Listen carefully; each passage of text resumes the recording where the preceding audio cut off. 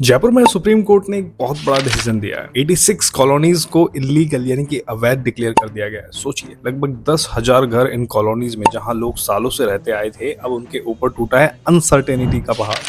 Notice घर घर पहुंच रहे हैं और लोगों की रात की नींद उड़ चुकी है। देखिए, अब तक जो हुआ वो हुआ, उसका रिजल्ट 6-7 महीने में आ जाएगा, वो पता लग जाएगा। लेकिन अगर आप एक नए इन्वेस्टर हैं, होम बायर हैं या फिर लैंड बायर हैं, तो आपके लिए ये एक वेकअप कॉल है। मैं आपसे सिर्फ इतना कहूंगा, उन सोसाइटीज से आप दूर रहिए जो रेरा रजिस्टर्ड नहीं है और ना ही डेवलपमेंट अथॉरिटी से अप्रूव्ड है। कई लोग सोच लेते हैं कि यार रजिस्ट्री तो हो ही गई है, बिजली पानी का कनेक्शन भी हो गया है, तो सब कुछ लीगल होगा। ये एक गलत और बहुत ही रिस्की सोच है। द रजिस्ट्रेशन एक्ट 1908 के तहत रजिस्ट्री सिर्फ ये बताती है कि किसने जमीन बेची और किसने खरीदी, लेकिन ये नहीं बताती कि वो जमीन लीगल है या फिर इलीगल। सरकार बिजली पानी के कनेक्शन भी इसलिए देती है क्योंकि वो ह्यूमन राइट एक्ट के अंतर्गत आता है, मानवीय अधिकार के अंतर्गत आता है, लेकिन ओनरशिप का प्रूफ नहीं है। कोई भी जमीन, कोई भी लैंड तभी लीगल माना जाता है जब उसका लैंड टाइटल क्लियर हो, लैंड यूज अप्रूव्ड हो, लेआउट प्लान सैंक्शनड हो और वो नॉन एग्रीकल्चरल हो। कुल मिला के आप ये कह सकते हैं कि वो लैंड आज की डेट में रेरा रजिस्टर्ड और डेवलपमेंट अथॉरिटी से अप्रूव्ड है, तो वो लीगल है।